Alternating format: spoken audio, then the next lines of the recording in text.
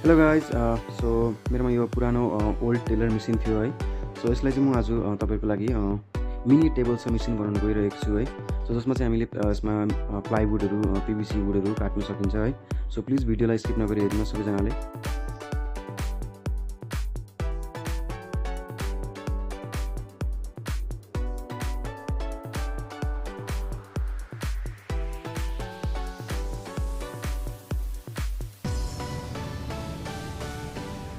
First of all चाहिँ म यो सबै पूर्जाहरूलाई खोल्दैछु।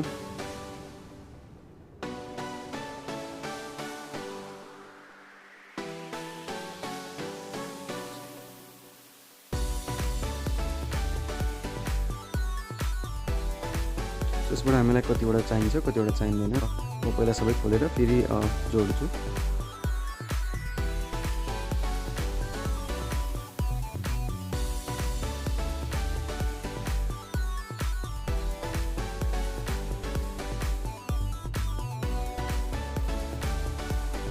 सो गाइज यसलाई चाहिँ बबिन केस भन्छ है। र यो बबिन केसको भित्रको पार्ट चाहिँ हामीलाई चाहिँदैन, बिकज त्यो भित्रको पार्ट लगायो भने फेरि हाम्रो जुन चाहिँ आरीको ब्लेड हुन्छ है त्यो ब्लेड गएर अड्किन्छ। सो त्यसले गर्दा त्यो भित्रको बबिन केसको पार्टलाई हटाइदिएर सिर्फ बाहिरको आउटर कभर मात्रै राख्दैछु। र गाइज भिडियोलाई स्किप नगरी पुरा हेरिदिनुहोस् होला। सो तपाईँहरूले पनि यसरी नै आफ्नो घरमा बनाउन सक्नुहुनेछ। र यो चाहिँ तपाईँको आरीको ब्लेड हो र यो चाहिँ मैले ह्यान्डमेड आफै बनाएको हो है। र तपाईँहरूले बजारबाट किन्नु पनि सक्नुहुनेछ है। र स्मल ब्लेड पाइहाल्नुहुन्छ, त्यो किनेर तपाईँहरूले लाउनु सक्नुहुन्छ। र यो यसरी जहाँ चाहिँ हाम्रो निडल बस्ने जग्गा हुन्छ त्यो जग्गामा चाहिँ हामीले ब्लेडलाई यसरी फिट गर्न सक्छौँ।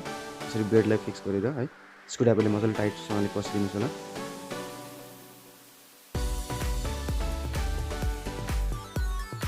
त्यसको बादमा यसरी चलाएर ट्राई गर्नुहोस् है, कतै ठोकिँदैछ कतै के हुन्छ नि तपाईँले अलिकति एडजस्ट गर्नुपर्छ है त्यो उयोलाई ब्लेडलाई। सबै भइसकेपछि तपाईँ कभर सबर लगाएर तपाईँहरू युज गर्नु सक्नुहुनेछ। सो म तपाईँहरूलाई युज गरेर देखाउँदैछु है।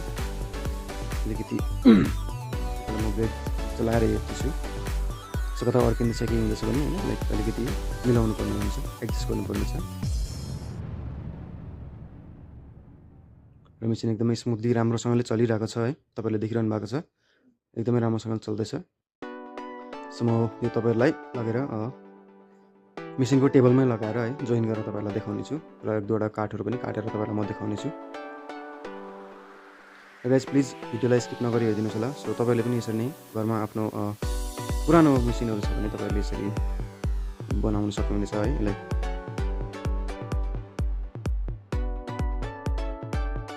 सो गाइज मेरोमा पुरानो है एकदमै पुरानो ओल्ड टेलर मेसिन थियो जो चाहिँ हाम्रो युजमा थिएन।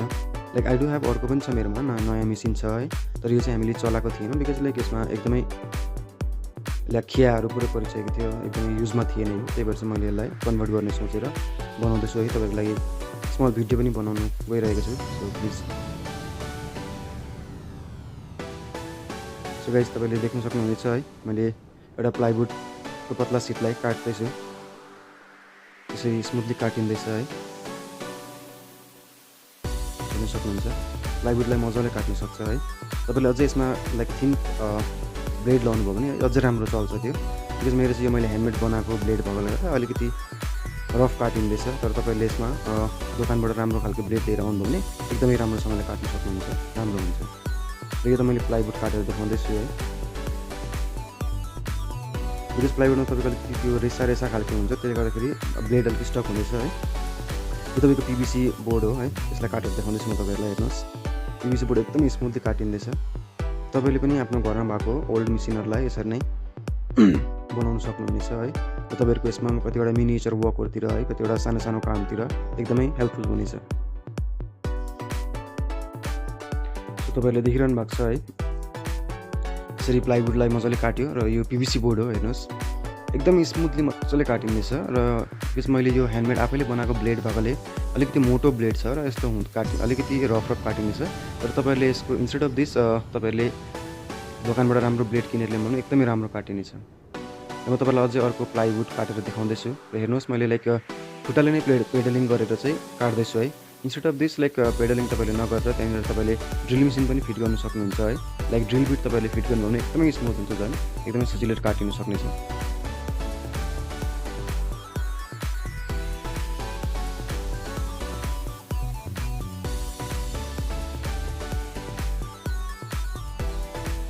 हेर्नुहोस् यसरी प्लाईलाई पनि मजाले नै काटिँदैछ है। Thank you so much for watching guys.